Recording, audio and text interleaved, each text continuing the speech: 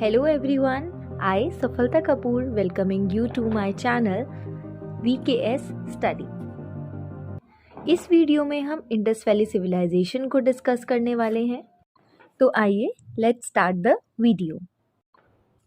सी world के starting में हमको 4 सेटलमेंट देखने को मिलती हैं और ये चारों सेटलमेंट्स किसी ना किसी रिवर के किनारे बसी हुई थी। सेटलमेंट का मतलब है कि ऐसी जगह जहाँ पे लोग बसे हुए थे। तो ये कौन कौन सी सिविलाइजेशन है स्टार्टिंग में, आइए देखते हैं। सबसे पहली सिविलाइजेशन मेसोपोटामिया सिविलाइजेशन, जो हमको टिग्रिस और यूफ्रेटिस रिवर के बीच में मिलती है। सेकंड सिविलाइजेशन है इजिप्शियन सिविलाइजेशन, जो हमको नाइल रिवर के किनारे मिलती है। थर्ड सिविलाइजेशन है हमारी Indus valley civilisation. Indus valley civilisation हमको इंडस रिवर के किनारे मिलती है। Then last is Chinese civilisation. Chinese civilisation हमको येलो रिवर या फिर हांग हो रिवर के किनारे पे मिलती है। इन चारों सिविलाइजेशन में जो इंडिया में सिविलाइजेशन हमको मिलती है that is Indus valley civilisation. ये इंडस वैली सिविलाइजेशन हमको इंडस रिवर के किनारे मिलती है, इसलिए हमने इसका नाम दे दिया इंडस वैली सिविलाइजेशन।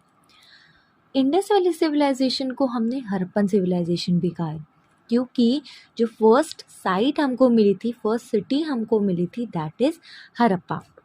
ओके, ये सिटी दयाराम साहनी ने फाउंड की थी, खोजी थी इन 1921। वैसे ही हमको जो दूसरी साइट मिलती है जो कि आर.डी. बनर्जी ने फाइंड की थी, खोजी थी, दैट इज मोहनजोदारो इन 1922।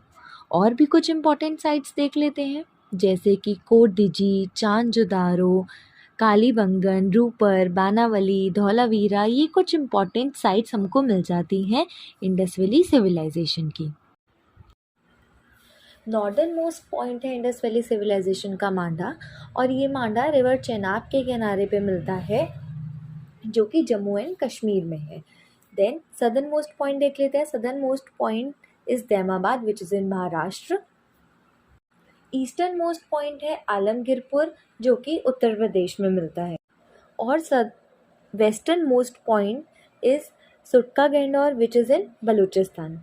तो ये north south east west extend हो गया इंडस वैली सिविलाइजेशन का। आइए अब हम इस वीडियो में आगे टाउन प्लानिंग के बारे में जान लेते हैं कि इंडस वैली सिविलाइजेशन के लोगों ने अपने टाउन को कैसे प्लान कर रखा था। तो सबसे पहले हम इसका फर्स्ट फीचर डिस्कस करते हैं, that is citadel and lower town. हम सिटाडल और लोअर टाउन को कंपेयर करके पढ़ेंगे। सबसे पहले हम सिटाडल वाले पार्ट को देख लेते हैं। ये जो सिटाडल वाला पार्ट था, ये ऊंचा पार्ट इन द सेंस ये थोड़ा ऊंची हाइट पे था, ठीक है। और ये चारों साइड से इसकी वॉल्स बन रखी थी। इन वॉल्स को हमने कहा है कि फोर्टिफिकेशन हो रखा था सिटाडल का। ओके, इस सिटाडल में हमको इम्पॉर्टेंट बिल्डिंग्स मिल जाती हैं, एडमिनिस्ट्रेटिव वर्क से रिलेटेड, या फिर ग्रैंडरीज हमको मिल जाती हैं। साथ ही में इस सिटाडल वाले पार्ट में जो रिच क्लास थी ना, वो रहा करती थी, ठीक है। तो ये सिटाडल वाला पार्ट हो गया। लोअर टाउन वाले पार्ट में बेसिकली जो सोसाइटी की लोअर क्लास थी वो हमको मिलती है, मिडिल क्लास हमको मिलती है। ओके, अब ये लोअर टाउन में ना बीचों बीच एक मार्केट मिलता है, ठीक है। और ये पूरा लोअर टाउन स्क्वायर और रेक्टेंगुलर बॉक्सेस में डिवाइड था। इस लोअर टाउन में लोगों के जो घर हुआ करते थे, घरों का दरवाज़ा, जो घर हुआ करते थे उनका दरवाज़ा मेन स्ट्रीट पे नहीं खुलता था। अब टाउन प्लानिंग में ही हम ड्रेनेज पैटर्न को डिस्कस कर लेते हैं। ड्रेनेज पैटर्न देख लेते हैं। ड्रेनेज पैटर्न में हम देखेंगे लोअर टाउन में जो हाउसेस हुआ करते थे, घर हुआ करते थे, यहाँ पर खुद के लोगों के वेल्स हुआ करते थे, पर्सनल वेल्स एक तरीके से कह सकते हैं हम। साथ में बाथरूम्स भी हुआ करते थे। तो इन घरों का जो भी पानी था ना, यूज्ड वाटर था, ये सब छोटी नाली में जाते हुए कहाँ पे, बड़ी नाली में, बड़ी ड्रेन में जाता था। और ये जो बड़ी बड़ी ड्रेन थी ना, ये सड़कों के किनारे हुआ करती थी एंड दीज आर कवर्ड, ये बिल्कुल कवर हुआ करती थी।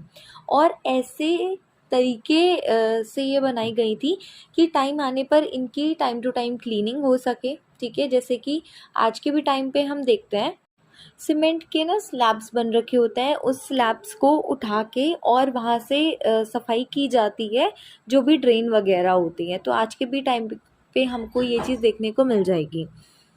तो ये ड्रेनेज पैटर्न हमने देख लिया। नेक्स्ट इम्पॉर्टेंट फीचर हम स्ट्रीट्स देखते हैं। सी, मैंने आपको पहले भी बताया है कि पूरी लोअर टाउन का जो पार्ट था वो स्क्वायर और रेक्टेंगुलर बॉक्सेस में डिवाइड था। अब कैसे डिवाइड था? स्ट्रीट्स जो थी ना, ये सब एक दूसरे को 90 डिग्री पे कट कर रही थी। 90 डिग्री पे कट कर रही थी इन द सेंस है कि एक ग्रिड सिस्टम बना रही थी। ठीक है, ग्रिड सिस्टम क्या होता है? जब हम हॉरिजॉन्टल लाइन और वर्टिकल लाइन एक दूसरे को इंटरसेक्ट कर रही हैं, तो जिस पॉइंट पे वो इंटरसेक्ट कर रही हैं उसको हम एज अ 90 डिग्री का एंगल मान लेंगे। तो इस 90 डिग्री के एंगल पर जितनी भी स्ट्रीट्स थी एक दूसरे को क्या कर रही थी? कट कर रही थी। जैसे हम सो कॉल्ड चौराहा कहते हैं ना, वो।